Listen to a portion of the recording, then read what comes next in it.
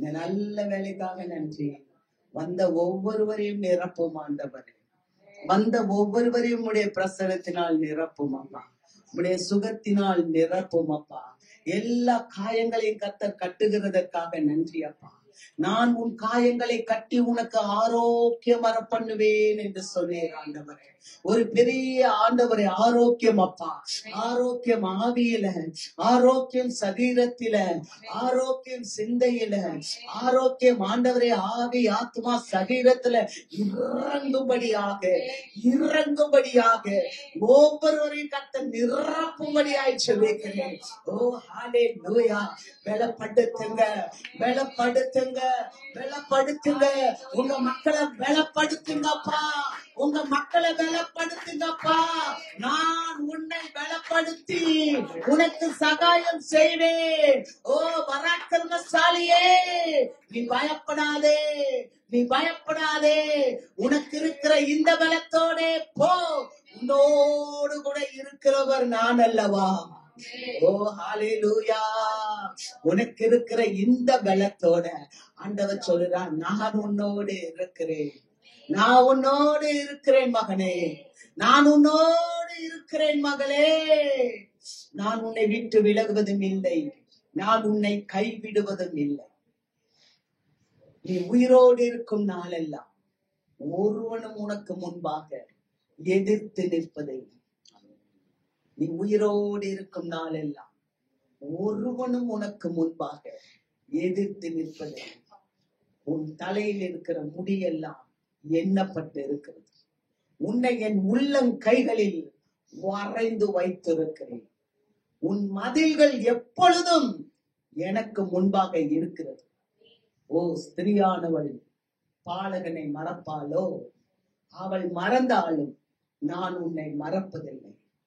உனக்கு நன்மை செய்யும்படி உன்னை குறித்து நான் நினைத்திருக்கிற நினைவுகளை நான் அறிவேன். அவை சமாதானத்துக்கு ஏதுவானவைகள் என்று கர்த்தர் சொல்லுகிறார். இந்த கால வேளையில் நீ எந்த சூழ்நிலையில வந்தாலும் சரி, என் அன்பு மகனே, என் அன்பு மகளே, மனுஷன் முகத்தை பார்க்கிறான், நான் உன் இருதயத்தை பார்க்கிறேன். நான் இப்பொழுதே உன் காயங்களை கட்டுகிறேன், உன் கண்ணீரை துடைக்கிறேன், உன் வேதனையை நான் மாற்றி போடுகிறேன், உன் பிரச்சனைகளை நான் எடுத்து போடுகிறேன், உனக்கு முன்பாக வைக்கப்பட்டிருக்கிற கல்லை நான் புரட்டி போடுகிறேன். கர்த்தர், நான் இதை சொன்னேன், நான் இதை செய்வேன் என்று கர்த்தர் சொல்லுகிறார். நான் சொன்னேன், நான் செய்வேன், உன் கண்ணீரை துடைப்பேன் என்று கர்த்தர் சொல்லுகிறார். உன் காயங்களை ஆற்றுவேன் என்று கர்த்தர் சொல்லுகிறார். அவருடைய காயப்பட்ட கரம், அன்பின் கரம், அதர்சனமான கரம், சுகம் கொடுக்கிற கரம், நன்மைக்கு ஏதுவான கரம் உங்கள் மேல் இப்பொழுது அமர்கிறது. உங்கள் மேல் இப்பொழுது அமர்கிறது.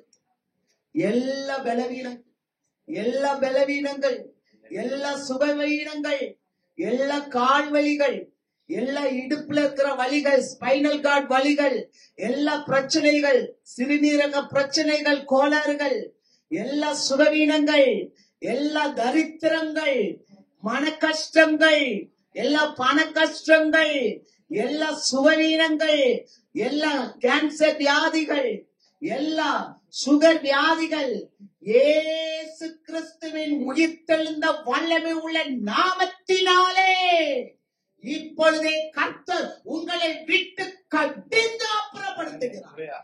Get out in the name of the Lord Jesus. Touch them, everyone right now, Jesus. Heal them, Lord. Heal them, Lord. Heal us, Lord. Heal us, Lord. உம்முடைய காயப்பட்ட தழும்புகளால் குணமாகிறோம்.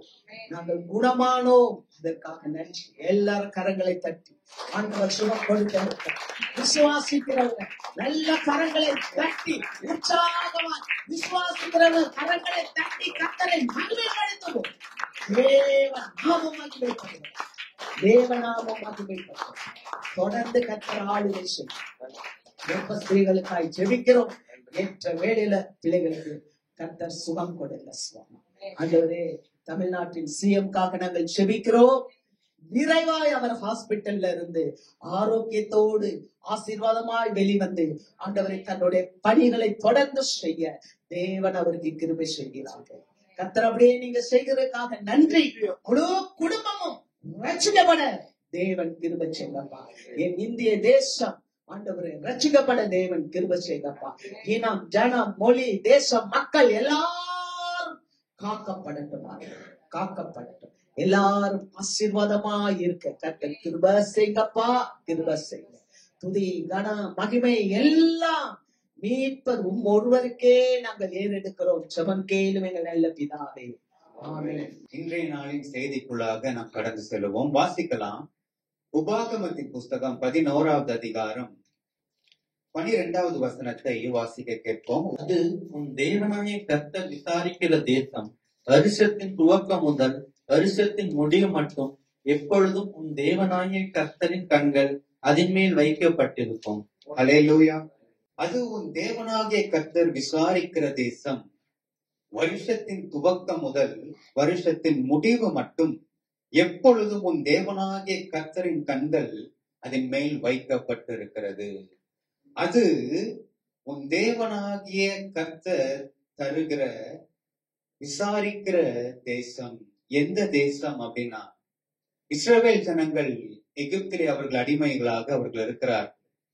அவர்களை அந்த அடிமைத்தனத்தின் நாடுல இருந்து தேவன் அவர்களை எங்கே கொண்டு வருகிறார் அப்படின்னு சொன்னா, தேவன் விசாரிக்கிற தேசத்துக்கு அவர்களை கொண்டு வருகிறார். அல்லேலூயா. தேவனுடைய கண்கள் எப்பொழுதும் நோக்கமாய் இருக்கிற அந்த தேசத்துக்கு அவர்களை அழைத்து கொண்டு வருகிறார். ஆமென். இன்றைய நாளின் என்னுடைய செய்தியின் தலைப்பு, கர்த்தருடைய கண்கள் நோக்கமாய் இருக்கிறது. கர்த்தருடைய கண்கள் நோக்கமாய் இருக்கிறது. The eyes of the Lord are watching. The eyes of the Lord are watching. கர்த்தருடைய கண்கள். பொதுவாக கண்கள் அப்படின்னு சொல்லும் பொழுது, கண்கள் ரொம்ப அழகானவையான ஒன்று இல்லையா? கண்கள் ரொம்ப அழகானவை. அநேகர் கண்களை பற்றி வர்ணிக்கிறவர்களும் இருக்கிறார். உங்களுடைய கண்கள் அழகாக இருக்கிறது, உங்களுடைய கண்கள் அப்படி இருக்கிறது, உங்களுடைய கண்கள் இப்படியாக இருக்கிறது என்று சொல்லி வர்ணிக்கிறவர்களும் இருக்கிறார்கள். வாசிக்கலாம். உன்னத பாட்டு 5வது அதிகாரம் 12வது வசனத்தை வாசிக்க கேட்போம்.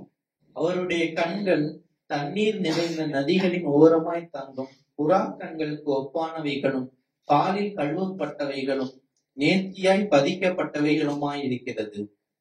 இந்த வசனம் நேரடியாக இது தேவனுடைய கண்கள் என்று குறிப்பிடாமல் இருந்தாலும், இந்த வசனம் ஒரு புறாவுக்கு ஒப்பிடப்படுகிறதுனால, பரிசுத்த ஆவியானவர் அவர் புறாவுக்கு ஒப்பிடுகிறபடியினாலும் நாம் இதை தேவனுக்கு நாம் ஆன்மீக ரீதியிலே நாம் ஒப்பிட்டு பார்க்க முடியும். அல்லேலூயா. அவருடைய கண்கள் எப்படி இருக்கிறது என்றால், பாலில் கழுவப்பட்டதை போல இருக்கிறது. அப்படின்னா உடனே நினைச்சுக்காதீங்க, அவங்க கண்ணு எதுல கழுவுறாங்க? பால் எடுத்து அதுல கழுவுறாங்க. அப்படி அல்ல. பால் வெண்மை நிறத்துல இருக்கு. அப்ப வெண்மை எதை காண்பிக்கிறது? தூய்மையை காண்பிக்கிறது. கர்த்தருடைய கண்கள் எப்படி இருக்கிறது? தூய்மையாக இருக்கிறது. அல்லேலூயா. அவர் பாவத்தை பார்க்காத பரிசுத்த கண்ணர். அல்லேலூயா. அவருடைய கண்கள் தூய்மையான கண்களாக இருக்கிறது. அடுத்து அங்க பார்க்கும் பொழுது அவருடைய கண்கள் புறாவுக்கு ஒப்பிட்டு அங்கே சாலமோன் ஞானி அங்க எழுதுகிறார். அப்ப எதற்காக ஒரு புறாவோட கூட தேவனுடைய கண்களை ஒப்பிட வேண்டும்? எதற்காக தேவனுடைய கண்களை புறாவினோட கூட ஒப்பிட்டு காட்ட வேண்டும் அப்படின்னு சொன்னா, இந்த புறாவுக்கு ஒரு 3 முக்கியமான ஒரு குணாதிசயம் இருக்கு.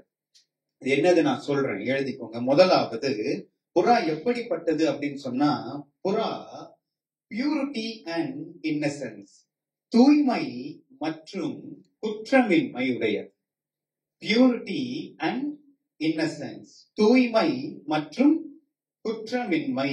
மத்தேயு 10வது அதிகாரம் 16வது வசனத்தை நாம் வாசிக்கும் பொழுது, ஆண்டவராக இயேசு நமக்கு சொல்லுகிறார், நீங்கள் புறாவை போல கபடற்றவர்களாயும் இருங்கள். அல்லேலூயா. இந்த புறா கபடற்றதாக இருக்கிறது. இரண்டாவது குறித்து பார்க்கும் பொழுது ஜென்டில்னஸ் அண்ட் பீஸ், மென்மையானதும் அன்பு நிறைந்ததும். ஜென்டில்னஸ் அண்ட் பீஸ், மென்மையானதும் அன்பு நிறைந்ததும். 1 யோவான் 4வது அதிகாரம் 8வது வசனத்திலே ஆண்டவரை குறித்து அங்க சொல்லப்பட்டிருக்கிறது, தேவன் அன்பாகவே இருக்கிறார். அல்லேலூயா. தேவன் எப்படி இருக்கிறார்? அவர் அன்பாக இருக்கிறார். அடுத்து மூன்றாவது இந்த புறாவை குறித்து பார்க்கும் பொழுது ஃபெய்த்ஃபுல்னஸ், அதாவது அதனுடைய உண்மைத்துவம், ஃபெய்த்ஃபுல்னஸ். இந்த புறா எப்படிப்பட்டதுன்னு சொன்னா, இந்த புறா ஒரே ஜோடியோடைய வாழ பழகின ஒரு பறவை. நீங்க சங்கீதங்களின் புஸ்தகம் 81வது அதிகாரம் 13வது வசனத்தை வாசிக்கும் பொழுது, என் ஜனம் எனக்கு செவி கொடுத்து இஸ்ரவேலின் வழிகளில் நடந்தால் நலமாயிருக்கும் என்று ஆண்டவர் சொல்லுகிறார். ஆக தன்னுடைய ஜனம் சில நேரங்களில் தேவனுடைய வார்த்தையை கேட்காமல் போனாலும் தேவன் தன்னுடைய ஜனத்தை அவர் விடுகிறதில்லை. தேவன் அவருடைய ஜனத்தை புறம்பே தள்ளுகிறதில்லை. அவர் தம்முடைய உண்மையை காத்து கொண்டிருக்கிற தெய்வம், தம்முடைய உடன்படிக்கையை அவர் காத்து கொண்டிருக்கிற தெய்வம், தம்முடைய ஜனத்தை மீண்டுமாய் தன்னிடத்திலே கூட்டி சேர்க்கிற தேவனாக இருக்கிறார். அல்லேலூயா.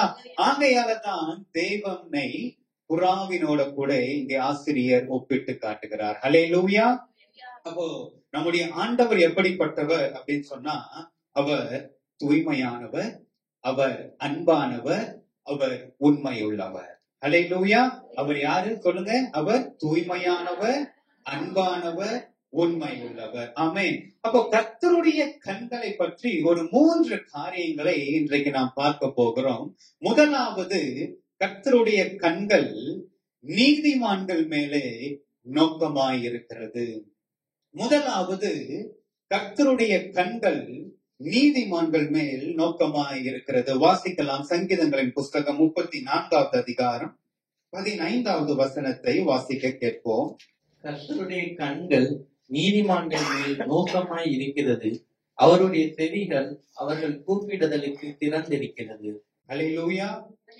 இந்த உலகத்துல எத்தனையோ மனிதர்கள் இருந்தாலும், எத்தனையோ ஜன கூட்டங்கள் இருந்தாலும், கர்த்தருடைய கண்கள் யார் மேல நோக்கமா இருக்கிறது என்றால் நீதிமான்கள் மேலே நோக்கமாக இருக்கிறது. நீதிமொழிகளின் புஸ்தகம் 15வது அதிகாரத்திலே 3வது வசனத்திலே சாலமோன் ஞானி சொல்லும் பொழுது, கர்த்தருடைய கண்கள் எவ்விடத்திலும் இருந்து நல்லோரையும் தீயோரையும் காண்கிறது என்று அவர் அங்கே எழுதுகிறார், நோக்கி பார்க்கிறது. அல்லேலூயா. ஆனால் இங்க நீங்க பாருங்க, மனுஷனுடைய பார்வையின் தூரம், நம்ம பார்க்கிறோம் இல்லையா, நம்ம ஐசைட், நம்ம பார்வையின் தூரம் அது எவ்வளவு தூரம் அப்படி இருக்கும்னு சொன்னா, ஒரு நல்ல ஒரு தட்டையான பரப்பு நிலம், ஒரு நல்ல பிளாட் சர்ஃபேஸ், அந்த மாதிரி இடத்துல நின்னா ஒரு 3 மைல் தூரத்துக்கு மனுஷனுடைய பார்வை இருக்கும்னு சொல்றாங்க. 3 மைல் என்று சொல்லும் பொழுது 5 கிலோமீட்டர். ஆனா அந்த இடம் எப்படி இருக்கணும்? அது தட்டையா இருக்கணும், பிளாட்டா இருக்கணும். அங்க எந்த விதமான ஒரு மேடு வரக்கூடாது, ஒரு பள்ளம் இருக்கக்கூடாது, ஒரு வளைவு நெளிவு அங்க காணப்படக்கூடாது. அப்படி அது இருக்குமானால் பார்வையின் அளவு தூரம் குறையும். ஆனால் வசனம் சொல்லுகிறது, கர்த்தருடைய கண்கள் எவ்விடத்திலும் இருந்து அவர் நல்லோரையும் தீயோரையும் அவர் பார்க்கிறார். அல்லேலூயா. அவருடைய பார்வையின் தூரம் பெரியது. ஆமென். ஆகையாலதான் சங்கீதங்களின் புஸ்தகம் 139வது சங்கீதத்திலே வாசிக்கும் பொழுது, நான் வானத்துக்கு ஏறினாலும், நான் பாதாளத்திலே படுக்கை போட்டாலும், நான் விடியற் காலத்து செட்டைகளை எடுத்துக்கொண்டாலும், நான் சமுத்திரத்தின் கடையாந்திரங்களை நான் போனாலும், எங்கே போனாலும் உம்முடைய ஆவிக்கு மறைவாய் நான் எங்கே போவேன்? உமக்கு முன்பாக இருளும் அந்தகாரப்படாது, உம்முடைய கண்கள் என் கருவை கண்டது ஆண்டவரே என்று சங்கீதக்காரர் சொல்லுகிறார். அல்லேலூயா. ஆக அவருக்கு முன்பாக சகலமும் வெளியரங்கமாக காணப்படுகிறது. அல்லேலூயா. அவருக்கு மறைவாக ஒன்றுமே இல்லை. கர்த்தருடைய கண்களுக்கு மறைவாக ஒன்றுமே இல்லை. அல்லேலூயா. ஆக நான் ஏன் இதை சொல்லுகிறேன் என்றால், கர்த்தருடைய கண்கள் எவ்விடத்திலும் இருந்து நல்லோரையும் தீயோரையும் அது பார்க்கிறது. ஆனால் கர்த்தருடைய கண்கள் யார் மேலே நோக்கமாய் இருக்கிறது என்றால், நீதிமான்களின் மேலே நோக்கமாய் இருக்கிறது. அல்லேலூயா. நோக்கமாய் இருக்கிறது என்று சொல்லும் பொழுது ஒரு ஸ்பெஷல் கேர், ஒரு ஸ்பெஷல் அட்டென்ஷனை தேவன் யாருக்கு கொடுக்கிறார்? நீதிமான்களுக்கு தேவன் கொடுக்கிறார். அல்லேலூயா. ஒரு விசேஷித்த ஒரு அக்கறை, ஒரு விசேஷித்த ஒரு கவனம் யார் மேல தேவன் வைக்கிறார்? நீதிமான்களின் மேலே தேவன் வைக்கிறார். வாசிக்கலாம். சங்கீதம் 11வது அதிகாரம் 4வது வசனத்தை வாசிப்போம். கர்த்தர் தம்முடைய பரிசுத்த ஆலயத்தில் இருக்கிறார். கர்த்தருடைய சிங்காசனம் பரலோகத்தில் இருக்கிறது. அவருடைய கண்கள் மனுபுத்திரரை பார்க்கின்றன. அவருடைய இமைகள் அவர்களை சோதித்தறிகின்றன. பழைய ஏற்பாட்டிலே ஆதியாகமத்தின் புஸ்தகத்திலே வாசிக்கும் பொழுது, இந்த சோதோம் குமரா என்ற பட்டணங்களை தேவன் அழிப்பதற்காக தூதர்களை தேவன் அனுப்பினார். அப்பொழுது ஆபிரகாம் கர்த்தருடைய சந்நிதியில போய் நின்று, கர்த்தருக்கு முன்பாக போய் அவர் நின்று அவர் கேட்கிற ஒரு கேள்வி, ஆண்டவரே, நீர் துன்மார்க்கனோட கூட நீதிமானையும் அழிப்பீரோ? நீர் துன்மார்க்கனோட கூட நீர் நீதிமானையும் நீர் அழிப்பீரோ என்று கேட்டு 50 நீதிமான்கள் துவங்கி 10 நீதிமான்கள் வரையில அவர் ஆண்டவரிடத்திலே தன்னுடைய விண்ணப்பத்தை அங்கே வைக்கிறார். அப்பொழுது அங்கே தேவன் சொல்லுகிற ஒரு காரியம், 10 நீதிமான்கள் இருந்தால் அந்த 10 நீதிமான்களின் நிமித்தம் அந்த தேசத்தை நான் அழிப்பதில்லை என்று அங்கே ஆண்டவர் வாக்கு பண்ணினார். ஆனால் அங்கே நடந்த ஒரு வேதனையான ஒரு காரியம் என்ன அப்படின்னா, அந்த பட்டணத்துல 10 நீதிமான்கள் கூட காணப்படவில்லை. அந்த பட்டணத்துல 10 நீதிமான்கள் கூட அந்த பட்டணத்துல காணப்படவில்லை. அப்ப எத்தனை நீதிமான்கள் அந்த பட்டணத்துல இருந்திருப்பார்கள்? வாசிக்கலாம். 2 பேதுரு 2வது அதிகாரம் 7லிருந்து 9 வசனங்களை வாசிக்க கேட்போம். அக்கிரமக்காரருக்குள் வாசமாயிருக்கையில் அவர்களுடைய காமவிகார நடக்கையால் வருத்தப்பட்டு நாள்தோறும் அவர்களுடைய அக்கிரம கிரியைகளை கண்டு கேட்டு நீதியுள்ள தன்னுடைய இருதயத்தில் வாதிக்கப்பட்ட நீதிமானாகிய லோத்தை அவர் ரட்சித்திருக்க, கர்த்தர் தேவபக்தியுள்ளவர்களை சோதனையில் நின்று ரட்சிக்கவும் அக்கிரமக்காரரை ஆக்கினைக்குள்ளானவர்களாக நியாயத்தீர்ப்பு நாளுக்கு வைக்கவும் அறிந்திருக்கிறார். அல்லேலூயா. அங்க எத்தனை நீதிமான்கள் இருந்தார்கள்? ஒரே ஒரு நீதிமான். அல்லேலூயா. கர்த்தருடைய பார்வையிலே நீதிமானாகிய இருந்த லோத்து. இந்த லோத்து யாரோட கூட வாசம் பண்ணி கொண்டிருக்கிறான்? வசனம் சொன்ன வாசித்தோம், அவன் அக்கிரமக்காரர்களுக்குள்ளே வாசம் பண்ணினான். நீதிமான் யாருக்கு மத்தியில வாசமா இருக்கிறான்? பரிசுத்தமான ஒரு கூட்டத்தின் மத்தியில இல்ல, ஒரு பரிசுத்த சாதியின் மத்தியில அவன் வாசமாக இல்ல. நீதிமான் யார் எந்த கூட்டத்துக்கு மத்தியில இருந்தா? அக்கிரமக்காரரின் கூட்டத்தின் மத்தியில ஒரு நீதிமான் இருக்கிறான். பொல்லாங்கு செய்கிற ஒரு கூட்டத்தின் மத்தியில ஒரு நீதிமான் காணப்படுகிறான். நீதி சீர்கேடு செய்கிற ஒரு ஜன கூட்டத்தின் மத்தியிலே ஒரு நீதிமான் காணப்படுகிறான். அல்லேலூயா. அவ்வளவு எளிதா ஒரு நீதிமான் வாழ்ந்துட முடியுமா? ஒரு துன்மார்க்க கூட்டத்தின் மத்தியில ஒரு தேவ பிள்ளை வாழ முடியுமா? வசனம் சொல்லுகிறது, நீதிமொழிகள் 29 2வது அதிகாரத்திலே, நீதிமான்கள் பெருகினால் ஜனங்கள் மகிழ்வார்கள். துன்மார்க்கர் ஆளும் போதோ ஜனங்கள் தவிப்பார்கள். அந்த ஜனங்களினுடைய பொல்லாங்கை பார்க்கும் பொழுது லோத்தினுடைய இருதயம் வாதிக்கப்பட்டது. அவனுடைய இருதயம் தவிப்பாய் காணப்பட்டது. என் ஜனம் இவ்வளவு சீர்கேடான காரியங்களை செய்கிறார்களே, என் ஜனம் இவ்வளவு துன்மார்க்கமான ஜீவனம் செய்து கொண்டிருக்கிறார்களே என்று அவனுக்குள்ளாக ஒரு பாதிப்பு. அல்லேலூயா. தேசத்துல 10 நீதிமான்கள் இல்லை. அந்த தேசத்தை தேவன் என்ன செய்தார்? அந்த தேசத்தை தேவன் அழித்தார். அந்த பட்டணங்களை தேவன் அக்கினியினால் சுட்டெரித்தார். ஆனால் அதற்கு முன்பாக தேவன் அந்த குடிகளின் மத்தியில் இருந்த லோத்தை தேவன் காப்பாற்றினார். அல்லேலூயா. அந்த குடிகளின் மத்தியிலே வாசமாயிருந்த லோத்தை தேவன் காப்பாற்றினார். அல்லேலூயா. அக்கிரமக்காரரை தண்டிக்கவும் நீதிமானை ரட்சிக்கவும் தேவன் அறிந்திருக்கிறார். அல்லேலூயா. இன்றைக்கு சபை ஒரு பொல்லாங்குக்கு மத்தியில தான் சபை இன்றைக்கு வாசமாக இருக்கிறது. உலகம் பொல்லாங்கனுக்குள்ளே கிடக்கிறது. அப்போ சபை எங்க இருக்கிறது? பொல்லாங்குக்குள்ளதான் சபை இருக்கிறது. இந்த உலகத்துல நீதி இல்லாமல் தான் இருக்கிறது. இந்த உலகம் அக்கிரமங்களால தான் நிறைந்திருக்கிறது. இந்த உலகம் பாவங்களால தான் நிறைந்து காணப்படுகிறது. ஆனால் சபை அங்கேதான் வாசமாயிருக்கிறது. சபை என்று சொல்லும் பொழுது நீங்களும் நானும் தான் அந்த சபை. அல்லேலூயா. ஆக சபை இந்த உலகத்துக்குள்ள இருந்தாலும், சபை இந்த பாவமான காரியங்களுக்கு மத்தியிலே சபை இருந்தாலும், சபை எப்படி இருக்க வேண்டும்? நீங்களும் நானும் எப்படி இருக்க வேண்டும் என்றால் நீதிமான்களாய் இருக்க வேண்டும். இந்த உலகத்திலே காணப்படுகிற பாவங்கள், இந்த உலகத்திலே காணப்படுகிற சிற்றின்பங்கள், இந்த உலகத்திலே காணப்படுகிற கவர்ச்சிகள், இந்த உலகத்திலே உண்டானவர் எந்த காரியங்களும் உங்களையும் என்னையும் சேதப்படுத்தாதபடிக்கு நாம் நம்மை காத்துக்கொள்ள வேண்டியது அவசியம். அல்லேலூயா. லோத்து அந்த பட்டணத்துல தான் வாசமாக இருந்தார். ஆனால் தன்னை நீதிமானாக காத்துக்கொண்டார். அல்லேலூயா. அது போல நாம் நீதிமான்களாய் நம்மை காத்துக்கொள்ள வேண்டும். அல்லேலூயா. அத கர்த்தர் மாத்திரம்தான் நீதிமான்கள் மேல நோக்கமா இருக்கிறாரா அப்படின்னு கேட்டா, பிசாசும் அவன் நீதிமான்கள் மேல நோக்கமா இருக்கிறான். எப்படின்னு நீங்க கேட்கும் பொழுது, யோபுவின் புஸ்தகத்திலே வாசிக்கிறோம். தேவன் கேட்கிறார் சாத்தானை பார்த்து, நீ எங்கே இருந்து வருகிறாய்? அப்போ சாத்தான் கொடுத்த பதில், நான் பூமி எங்கும் சுற்றி திரிந்து நான் வருகிறேன். அப்போ தேவன் கேட்டார், நீ என் தாசனாகிய யோபுவின் மேல் கவனம் வைத்தாயோ? என் தாசனாகிய யோபுவின் மேல் நீ கவனம் வைத்தாயோ? அந்த வசனத்தை வாசிப்போம். யோபு 1வது அதிகாரம் 8வது வசனம். கர்த்தர் சாத்தானை நோக்கி, என் தாசனாகிய யோபின் மேல் கவனம் வைத்தாயோ?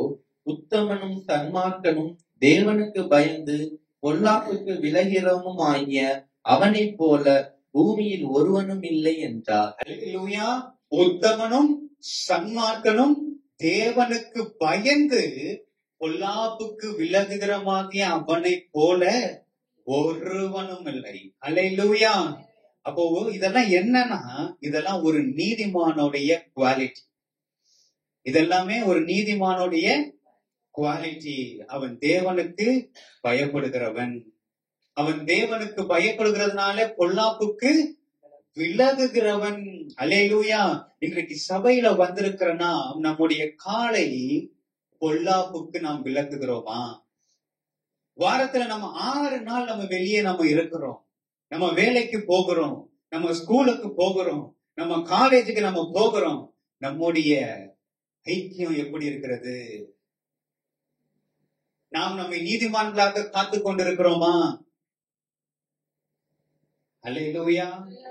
அதே பொல்லாங்கு நிறைந்த உலகத்துலதான் லோத்து இருக்கிறார். அதே பொல்லாங்கு நிறைந்த உலகத்துக்குள்ளாகத்தான் யோபுவும் இருக்கிறார். ஆனால் அவர்களை குறித்து ஆண்டவர் சொல்றார், அவர்கள் நீதிமான்கள். அவர்கள் நீதிமான்கள். ஆக பிசாசும் நீதிமான் மேலே நோக்கமாக இருக்கிறான், தேவனும் நீதிமான்கள் மேலே நோக்கமாக இருக்கிறார். இரண்டுக்கும் ஒரு வித்தியாசம் இருக்கிறது. என்ன வித்தியாசம்னா, பிசாசு தேவ பிள்ளையை, பிசாசு நீதிமானை அழிப்பதற்காக அவன் நோக்கமாயிருக்கிறான். ஆனால் தேவன் தேவனுடைய பிள்ளையை, ஒரு நீதிமானை அவனிடத்துல இருந்து பாதுகாக்கும்படியாக கண்ணோக்கமாயிருக்கிறார். அல்லேலூயா.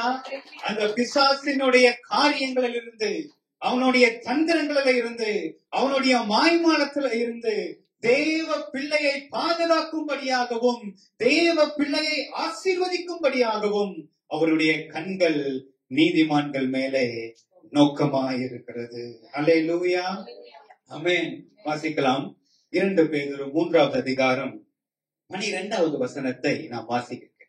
தேவனுடைய நாள் சீக்கிரமாய் வரும்படிக்கு மிகுந்த ஆவலோடே காத்திருங்கள். அந்த நாளில் வானங்கள் வெந்து அழிந்து பூதங்கள் எரிந்து உருகி போகும். நம்முடைய ஆண்டவர் இந்த பூமியை நியாயம் தீர்க்க வரப்போகிறார். ஆமென். எப்படி அன்றைக்கு சோதோம் கொமோராவினுடைய அக்கிரமங்கள் தேவனுடைய சந்நிதியிலே எட்டி அந்த பட்டணங்கள் அக்கினியினாலே சுட்டெரிக்கப்பட்டு அது முற்றிலுமாய் அழிந்து போனதோ, அதே போல இந்த உலகமும் ஒரு நாள் அக்கினியினாலே வெந்து உருகி போகும். ஆனாலும் நீதிமானை தேவன் காப்பாற்றுவார், நீதிமானை தேவன் ரட்சிப்பார், சபையை தேவன் பாதுகாப்பார், உங்களையும் என்னையும் தேவன் பாதுகாக்கிறவராயிருக்கிறார். அல்லேலூயா. அப்படிப்பட்ட அழிவு வந்தாலும் அந்த அழிவுக்கு முன்பதாக தேவன் தம்முடைய சபையை எடுத்துக் கொள்ளுகிறவராயிருக்கிறார். அல்லேலூயா. வசனம் சொல்லுகிறது, அழிவு வருவதற்கு முன்பாக நீதிமான்கள் எடுத்துக் கொள்ளப்படுகிறார்கள். அல்லேலூயா. நம்முடைய தேவன் எத்தனை நல்லவர். அவர் அந்த பட்டணங்களை அழிப்பதற்கு முன்பதாக லோத்துவை வெளியே அனுப்பினார். இந்த தேசத்தை அழிப்பதற்கு முன்பாக தேவன் உங்களையும் என்னையும் பாதுகாத்து வெளியே கொண்டு போக அவர் உண்மை உள்ளவராயிருக்கிறார். அல்லேலூயா. ஆமென். முதலாவது தேவனுடைய கண்கள் நீதிமான்கள் மேலே நோக்கமாக இருக்கிறது. இரண்டாவது தேவனுடைய கண்கள் யார் மேலே நோக்கமாக இருக்கிறது என்றால், தேவனுடைய கிருபைக்கு காத்திருக்கிறவர்கள் மேலே கர்த்தருடைய கண்கள் நோக்கமாயிருக்கிறது. தேவனுடைய கிருபைக்கு காத்திருக்கிறவர்கள் மேலே கர்த்தருடைய கண்கள் நோக்கமாக இருக்கிறது. வாசிக்கலாம். சங்கீதங்களின் புஸ்தகம் 33வது அதிகாரம் 18, 19 வசனத்தை வாசிப்போம். தமக்கு பயந்து தமது கிருபைக்கு காத்திருக்கிறவர்களின் ஆத்துமாக்களை மரணத்திற்கு விலக்கி விடுவிக்கவும், பஞ்சத்தில் அவர்களை உயிரோடே காக்கவும் கர்த்தருடைய கண் அவர்கள் மேல் நோக்கமாயிருக்கிறது. நமக்கு பயந்து தமது கிருபைக்கு காத்திருக்கிறவர்கள் மேலே கர்த்தருடைய கண் நோக்கமாயிருக்கிறது. இன்றைக்கு இந்த உலகத்துல எல்லாமே பாத்தீங்கன்னா இன்ஸ்டன்ட் ஆயிடுச்சு இல்லையா? Instant coffee, instant noodle, fast food, இப்படி எல்லாமே என்ன வந்துருச்சு?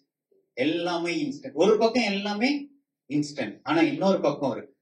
பஸ்ஸுக்கு காத்திருக்கிறது மாறல, ட்ரெயினுக்கு காத்திருக்கிறது மாறல, பிளைட்டுக்கு காத்திருக்கிறது மாறல. அப்ப மாறாத காரியங்களும் இருக்கு.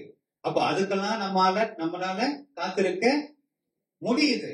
ஆனா கர்த்தருடைய கிருபைக்கு காத்திருக்க சொன்னா நம்ம எப்படின்னா, ஆண்டவரே உமக்கு இன்னும் 2 நாள் தான் டைம்.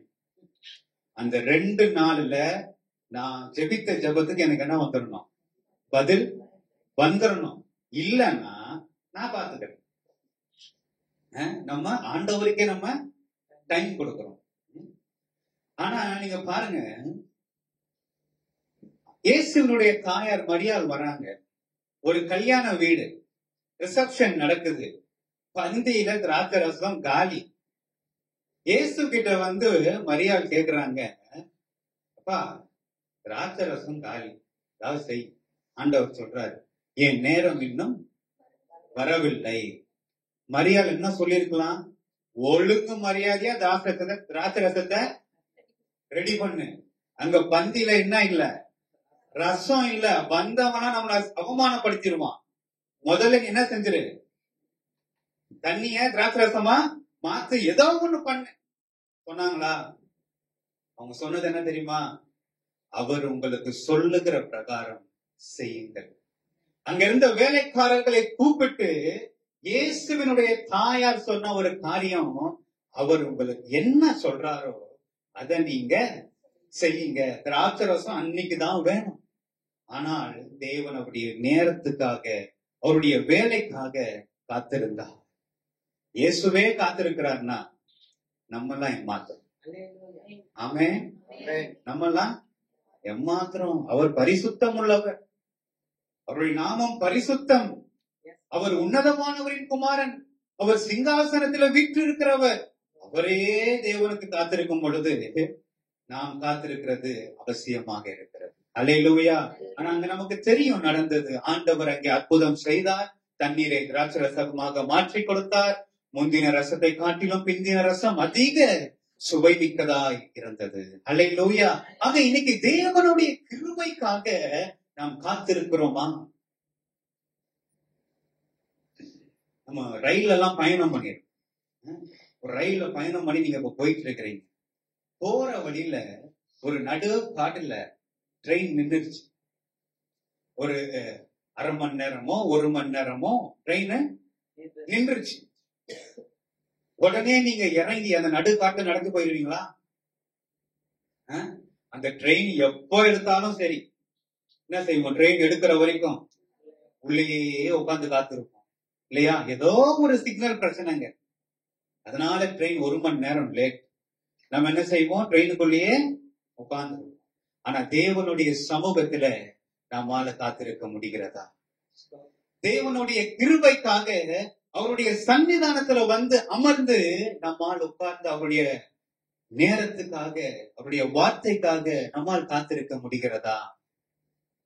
தாவீதுடைய வாழ்க்கையில நாம் பார்க்கும் பொழுது, தாவீது சிக்லாகுக்கு அவர் வருகிறார். சிக்லாகுக்கு அவர் வரும் பொழுது அந்த பட்டணம் எப்படி இருக்கிறதுனா, அது அக்னியினால சுட்டெரிக்கப்பட்டு காணப்பட்டது. அங்கிருந்த ஜனங்கள் தாவீதுடைய மனைவி, குமாரர், குமாரத்தி எல்லாரையும் அமலேக்கியன் சிறைபிடித்து கொண்டு போயிட்டான். அங்கே வசனம் சொல்லுகிறது, தாவீது மிகவும் அவன் நெருக்கப்பட்டான். அந்த வசனத்தை வாசிப்போம். 1 சாமுவேல் 30வது அதிகாரம் 6வது வசனம். தாவீது மிகவும் நெருக்கப்பட்டான். சகல ஜனங்களும் தங்கள் குமாரத்திகளின் நிமித்தம் மனக்லேசமானதினால் அவனை கல்லெறிய வேண்டும் என்று சொல்லிக் கொண்டார்கள். தாவீது தன் தேவனாகிய கர்த்தருக்குள்ளே தன்னை திடப்படுத்திக் கொண்டான். அல்லேலூயா. தாவீது மிகவும் நெருக்கப்பட்டான்.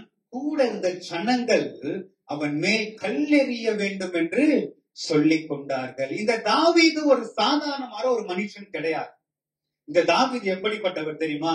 இந்த தாவீது ஒரு விசை சிங்கத்தை கொன்றவர், ஒரு விசை அவர் கரடியை கொன்றவர். எப்படி கொன்றார்னா, அதோடைய தாடையை கிழித்து அதை அடித்து கொன்று போட்டார்.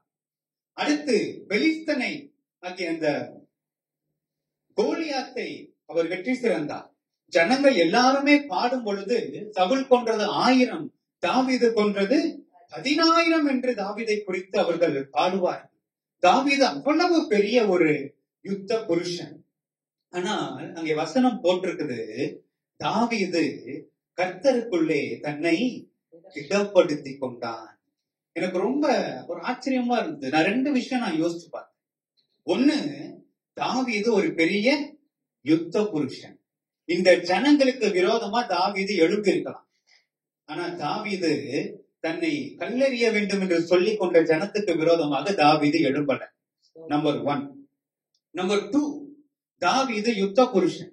தன்னுடைய மனைவி பிள்ளைகள் எல்லாம் சிறைபிடித்துக் கொண்டு போனதை பார்த்து தன்னோடு இருக்கிற ஜனங்களை கூட்டிக் கொண்டு உடனே பின்னால போயிருக்கலாம். அதையும் தாவீது செய்யல. தாவீது என்ன செய்தார்னா, தாவீது ஏபோத்தை அணிந்து கொண்டு கர்த்தருடைய வார்த்தைக்காக அவர் காத்திருந்தார். அல்லேலூயா. அவர் கர்த்தருடைய கிருபைக்காக அவர் காத்திருந்தார். ஆண்டவர் சொன்னார், தாவீதே நீ போ, நீ சகலத்தையும் நீ திருப்பிக் கொள்ளுவாய். அல்லேலூயா. நீ சகலத்தையும், நீ இழந்து போன சகலத்தையும் நீ திருப்பிக் கொள்ளுவாய். ஆமென். இந்த கால வேளையில கர்த்தருடைய கிருபைக்காக காத்திருக்கிறவர்கள் மேல கர்த்தருடைய கிருபை இருக்கிறது. அவர்கள் சகலத்தையும் திருப்பிக் கொள்ளுவார்கள். ஆமென். நீங்க கர்த்தருடைய கிருபைக்கு நீங்க காத்திருப்பீங்கன்னு சொன்னா, நீங்கள் எதை இழந்தாலும் கர்த்தருக்கு காத்திருக்கும் பொழுது இழப்புகள் வரும். இழப்புகள் இல்லாம இல்ல. மனைவி பிள்ளையே சிறைப்பிடிச்சுதான் போயிருக்கான். இழப்புகள் இருக்கு. ஆனாலும் கர்த்தருடைய கிருபைக்கும் அவருடைய வார்த்தைக்கும் காத்திருந்தபடினாலே சகலத்தையும் திருப்பிக் கொண்டான். அல்லேலூயா. அப்ப இன்றைக்கு நீங்க தேவனுடைய கிருபைக்காக காத்திருக்கும் பொழுது சகலத்தையும் திருப்பிக் கொள்வீர்கள். ஆமென். அல்லேலூயா. இன்னொரு காரியத்தை நாம் பார்க்கலாம். வாசிப்போம். ஆதியாகமம் 26வது அதிகாரத்திலே நாம் பார்க்கும் பொழுது, ஆபிரகாமின் நாட்களிலே உண்டான பஞ்சத்தை அல்லாமல் வேறொரு பஞ்சம் தேசத்திலே வந்தது. அப்பொழுது ஆண்டவர் ஈசாக்குக்கு ஆண்டவர் சொல்லுகிற ஒரு வார்த்தை, நீ இந்த தேசத்திலே நீ குடியிரு. ஈசாக்கு நினைக்கிறாரு, இங்கே பஞ்சம் வந்தபடினால நாம் எகிப்துக்கு நாம் போகலாம். எகிப்துக்கு போனா நமக்கு ஆகாரம் கிடைக்கும், நமக்கு தானியங்கள் கிடைக்கும், ஆக நாம் எகிப்துக்கு போகலாம் என்று அவர் தீர்மானிக்கும் பொழுது கர்த்தருடைய வார்த்தை ஈசாக்குக்கு வருகிறது, நீ இந்த தேசத்திலே குடியிரு. எந்த தேசத்துல? எந்த தேசத்துல பஞ்சம் இருக்கிறதோ, எந்த தேசத்துல வறட்சி இருக்கிறதோ, எந்த தேசத்துல மழை இல்லையோ, எந்த தேசத்துல தண்ணி இல்லையோ, எந்த தேசத்துல செழிப்பு இல்லையோ, அந்த தேசத்திலேயே நீ இரு ஆண்டவர் சொன்னார். அல்லேலூயா. நம்முடைய வாழ்க்கையில கூட சில நேரங்கள் இப்படிப்பட்ட வறட்சிகள், இப்படிப்பட்ட பஞ்சங்கள் காணப்படும். வேலை ஸ்தலத்துல காரியங்கள், குடும்பத்திலே சில காரியங்கள், தனிப்பட்ட வாழ்க்கையில வறட்சிகள், எங்கேயாவது போய்விடலாம். யார் கண்ணும் படாத ஒரு நாட்டுக்கோ இல்ல ஒரு ஊருக்கோ போய் அங்க வாழ்ந்துடலாம், போதும் அப்படின்ற போல சில நேரம் நமக்கும் இருக்கும். அப்படி யாராவது நீங்க நினைக்கிறீங்கன்னா, இன்னைக்கு ஆண்டவர் உங்களுக்கு சொல்லுகிற ஒரு வார்த்தை, நீ இந்த தேசத்திலே குடியிரு. காரணம் வாசிக்கலாம். ஆதியாகமம் 26வது அதிகாரம் 12வது வசனத்தை வாசிப்போம். ஈசாக்கு அந்த தேசத்தில் விதை விதைத்தான். கர்த்தர் அவனை ஆசீர்வதித்ததினால் அந்த வருஷத்தில் 100 மடங்கு பலனடைந்தான். அல்லேலூயா. ஈசாக்கு அந்த தேசத்திலே விதை விதைத்தான். எந்த தேசத்திலே? பஞ்சம் இருக்கிற தேசம். ஒரு மனுஷன், ஒரு விவசாயி ஒரு விதையை விதைக்க போனா அவன் எதை பார்த்து விதைப்பான்? அந்த நிலம் எப்படி இருக்கிறது, நிலத்துக்கு பக்கத்துல நீரோட்டம் எப்படி இருக்கு, கிணத்துல தண்ணி இருக்கா, இங்க இருந்து நான் சந்தைக்கு நான் கொண்டு போக எனக்கு வழி இருக்கா, எனக்கு டிரான்ஸ்போர்ட் ஈஸியா இருக்கா, இதெல்லாம் பார்ப்பான் இல்லையா? நான் விதை விதைச்சுட்டா கரெக்டான டைமா, மழை ஏற்ற நேரத்துல மழை வருமா? அப்போ ஒரு சூழ்நிலையை பார்த்துதான் மற்றவர்கள் விதை விதைப்பார்கள். ஆனால் தேவனுடைய பிள்ளை சூழ்நிலையை பார்த்து விதை விதைக்க மாட்டான், அவன் தேவனுடைய கிருபையை பார்த்து விதைகளை விதைப்பான். அல்லேலூயா, அல்லேலூயா. அங்கே வசனம் சொல்லுகிறது, அவனை தேவன் 100 மடங்கு ஆசீர்வதித்தார். அல்லேலூயா. ஒரு நல்ல கற்பனை பண்ணி பாருங்க.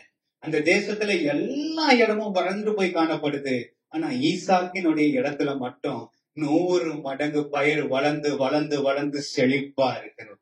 அல்லேலூயா. காரணம் என்னன்னா, ஈசாக்கு விதைய விதைச்சிட்டு அவன் மழையை எதிர்பார்க்கல. ஈசாக்கு விதைய விதைச்சிட்டு அவன் சுத்தி இருக்கிற சூழ்நிலைகள் சாதகமா இருக்குதான்னு அவன் பார்க்கல. அவன் விதைய விதைச்சிட்டு அவன் தேவனுடைய கிருபைக்காக காத்து கொண்டான். அல்லேலூயா, அல்லேலூயா. இன்றைக்கு விதை என்று சொல்லும் பொழுது நம்முடைய நேரங்களை, நம்முடைய காலங்களை, நமக்கு உண்டான காரியங்களை கர்த்தருடைய சமூகத்திலே வந்து நாம் விதைக்கும் பொழுது ஏற்ற காலத்திலே நாம் அறுப்போம்.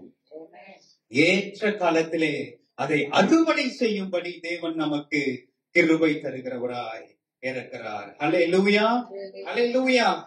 ஈசாக்கு பஞ்ச காலத்திலே விதை விதைத்தான். உடைய வாழ்க்கையில எப்படிப்பட்ட ஒரு பஞ்சமாக இருக்கலாம்.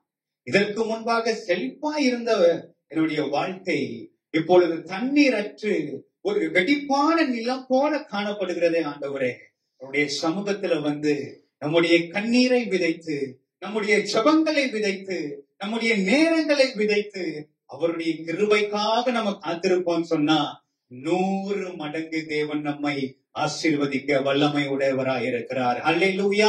அவருடைய கிருபைக்கு நாம் காத்திருக்கும் பொழுது சகலத்தையும் திருப்பிக் கொள்ளவும் தேவன் நமக்கு கிருபை செய்கிறவராய் இருக்கிறார். அல்லேலூயா. அவர் நமக்கு வழிகளை உண்டாக்குறவராய் இருக்கிறார். ஆமென். வசனம் சொல்லுகிறது, அவர் அவாந்தர வெளிகளிலே ஆறுகளை ஓட பண்ணுகிற தெய்வம். ஆமென்.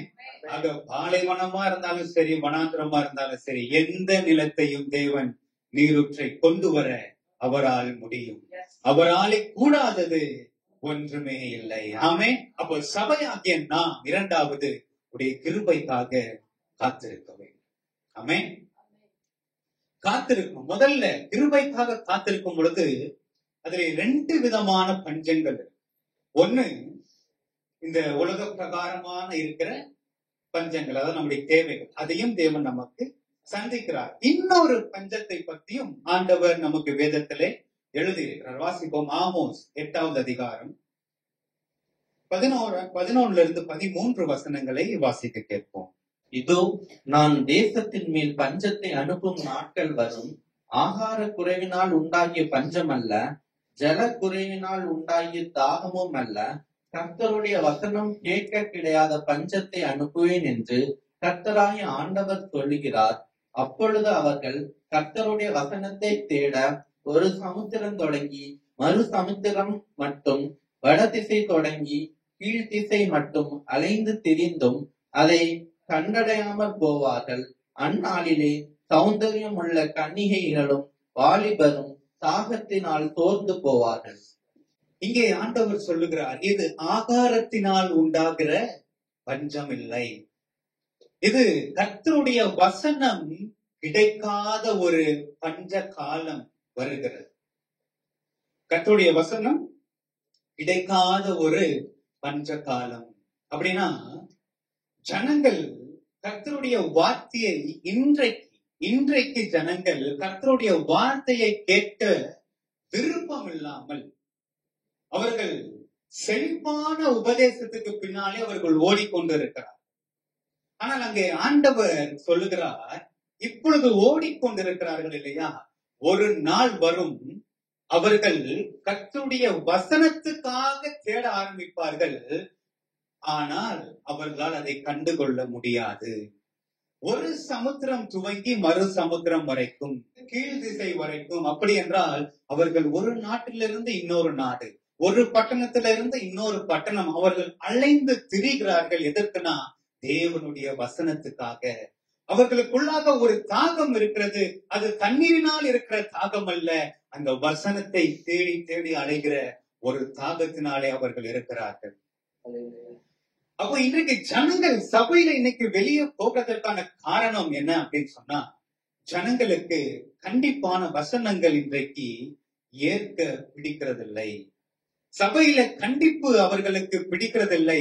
ஆனால் இயேசுவானவர் அவர் எதை பற்றி அவர் பேசுகிறார் என்றால், யோவான் 16வது அதிகாரம் 8வது வசனத்தை நாம் வாசிப்போம். யோவான் 16:8. அவர் வந்து பாவத்தை குறித்தும் நீதியை குறித்தும் நியாய தீர்ப்பை குறித்தும் உலகத்தை கண்டித்து உணர்த்துவார். அவர் வந்து பாவத்தை குறித்தும் நீதியை குறித்தும் நியாய தீர்ப்பை குறித்தும் கண்டித்து உணர்த்துவார். இன்னைக்கு சபையில பாவத்தை குறித்து நீதியை குறித்து நியாய தீர்ப்பை குறித்து பேசினால் ஜனங்கள் போய்விடுவார்கள். ஜனங்களுக்கு இன்னைக்கு வார்த்தை எப்படி அவர்கள் எதிர்பார்க்கிறார்கள் என்றால், தேவனின் கடனை தீர்க்க வேண்டும், தேவனின் கண்ணீரை துடைக்க வேண்டும், தேவனின் தேவைகளை சந்திக்க வேண்டும். இதெல்லாம் தேவன் செய்வார். ஆமென். ஆண்டவர் சொன்னார், ஆகாயத்து பறவைகளை பாருங்கள், அவைகள் விதைக்கிறதும் இல்லை, அறுக்கிறதும் இல்லை, களஞ்சியத்திலே சேர்த்து வைக்கிறதும் இல்லை. அப்ப இவைகளுக்கெல்லாம் பரமபிதா பிழை கூட்டுகிறார். அப்ப இவைகளையெல்லாம் தேவன் அவர்களுக்கெல்லாம் ஆகாரம் கொடுத்தால் தேவ பிள்ளைகளை தேவன் விடுவார். அல்லேலூயா. அப்போ இன்றைக்கு ஜனங்கள் எதற்கு பின்பாக அவர்கள் ஓடுகிறார்கள் என்றால், அவர்கள் கள்ள உபதேசத்தை நாடி போய் கொண்டிருக்கிறார்கள். ஆகையால்தான் பவுல் தீமோத்தேயுவுக்கு சொல்லும் பொழுது 2 தீமோத்தேயு 4வது அதிகாரம் 3வது வசனத்திலே, ஜனங்கள் தங்களுக்கு இச்சைகளுக்கு ஏற்ற போதகர்களை தெரிந்து கொண்டு, அதாவது ஒரு போதகன் இல்ல, ஜனங்கள் போதகர்களை தெரிந்து கொண்டு. அப்படின்னா மாசத்துக்கு சர்ச்சு மாத்திர கூட்டமும் இருக்கு,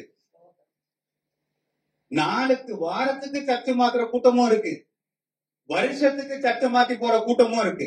இவங்கெல்லாம் போதகர்களை உண்டு பண்ணிக்கிறாங்க. எதுக்கு? இச்சையான வார்த்தையை கேட்கிறது.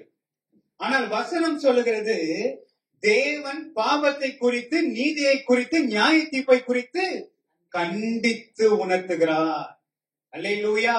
அப்ப கர்த்தருடைய வசனம் சபையில இருக்கும் பொழுது அங்கே கண்டிப்பு இருக்கும். ஆமென். அங்கே கண்டிப்பு இருக்கும். அல்லேலூயா. அப்போ பவுல் சொல்றார், இப்படிப்பட்ட நாட்கள் வருகிறதுக்குள்ளே நம்ம ஜாக்கிரதையா இருக்கணும். ஆனா நான் நினைக்கிறேன், இப்படிப்பட்ட நாட்கள் வந்துருச்சு.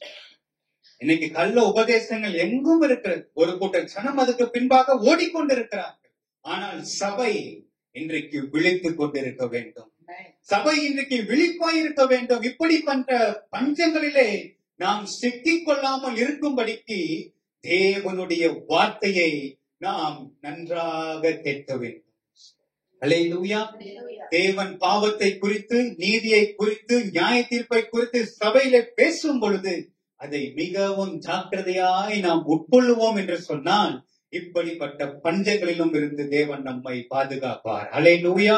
இப்படிப்பட்ட கொடிய நாட்களிலும் இருந்து தேவன் தம்முடைய சபையாகிய உங்களையும் என்னையும் தேவன் மீட்டுக் கொள்ளுவார். ஆமென். அல்லேலூயா. அப்ப இரண்டாவது நாம் பார்த்தது, கர்த்தருடைய கண்கள் அவருடைய கிருபைக்கு காத்திருக்கிறவர்கள் மேலே நோக்கமாய் இருக்கிறது. அல்லேலூயா. எதற்காக? பஞ்சத்திலே உயிரோടെ அவர்களை காக்கும்படியாக. ஆமென்.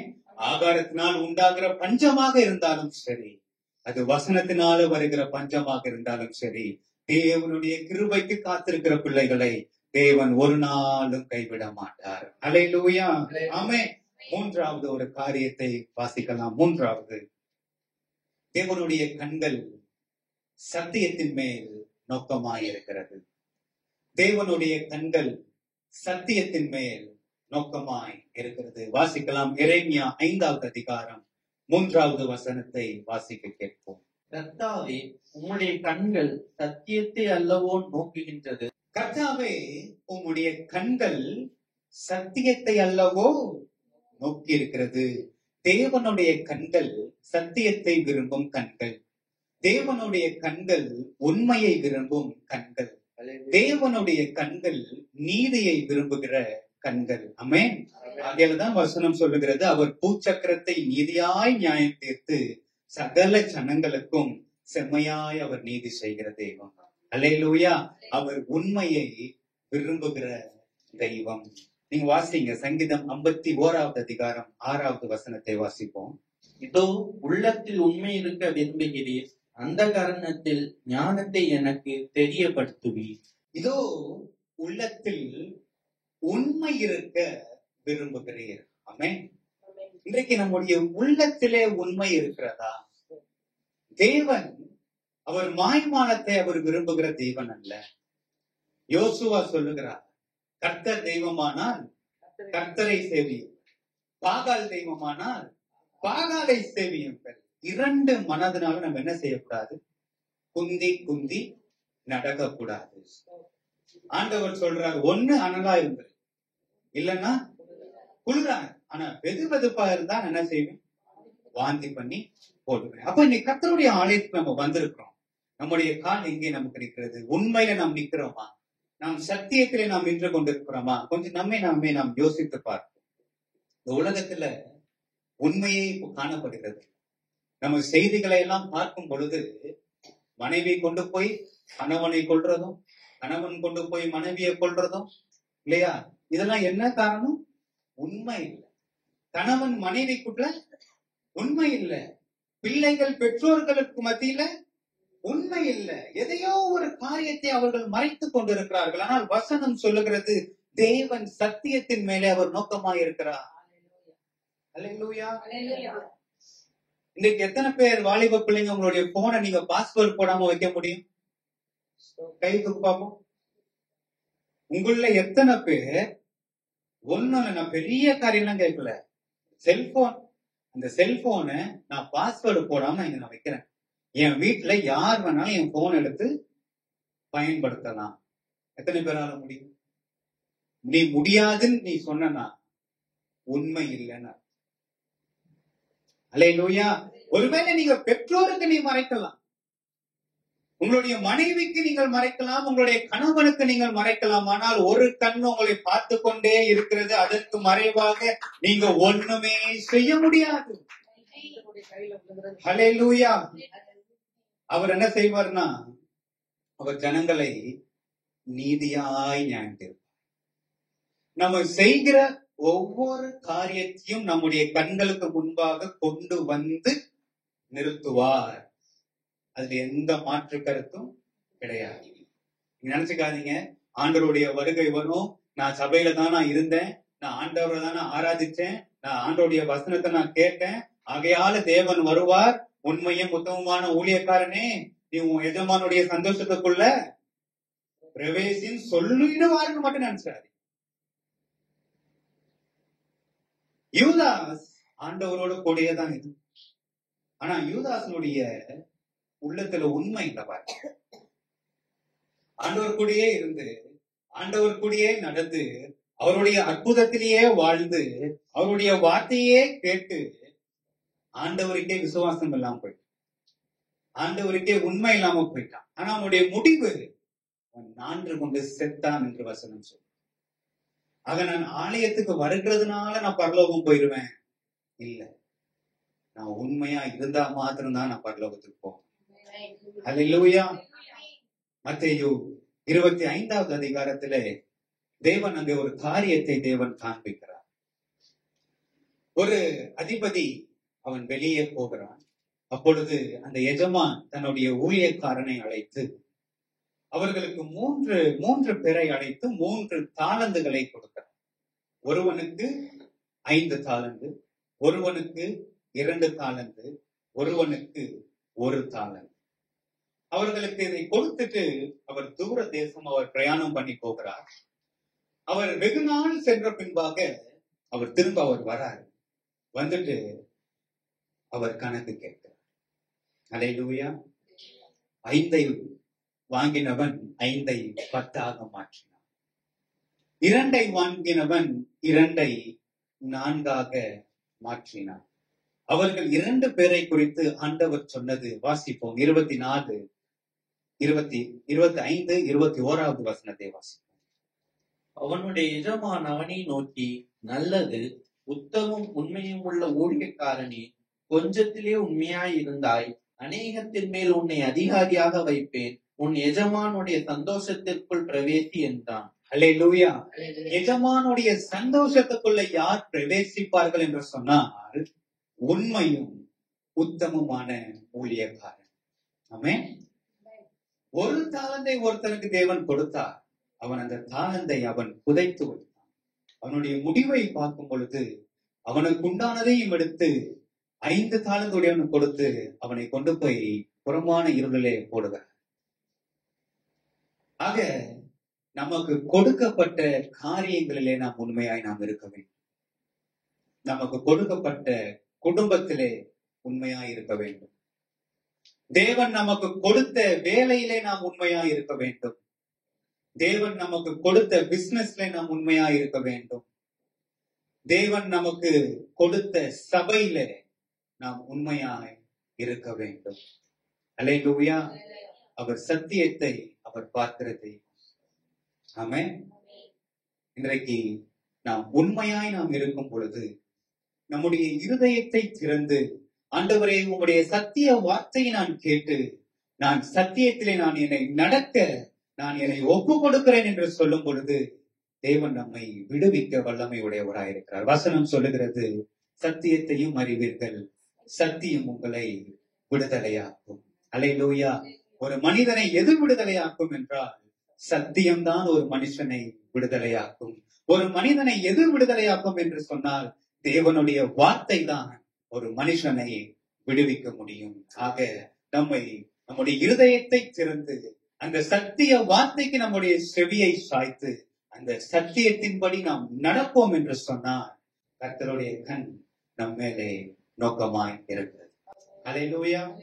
3 காரியங்களை குறித்து பார்த்தோம். முதலாவது, தேவனுடைய கண்கள் நீதிமான்கள் மேல் நோக்கமாய் இருக்கிறது. நீதிமான் உலகம் தன்னை கரைப்படுத்தி கொண்டாலும் தன்னை இந்த உலகத்தினால் கரைப்படுத்த இடம் கொடுக்காமல் அவன் பரிசுத்தமாய் வாழ்வான். அல்லேலூயா. சிலர் சொல்லலாம், நீங்க இந்த உலகத்துலதான் வாழ்றீங்க, கொஞ்சம் அட்ஜஸ்ட் பண்ணி போங்க, கொஞ்சம் அட்ஜஸ்ட் பண்ணுங்க, அப்போதான் இந்த உலகத்துல வாழ முடியும். நீதிமான் அட்ஜஸ்ட் பண்றவன். ஆமென். திருடனை பார்த்தாலும் ஒருங்கித்து போகிறான்.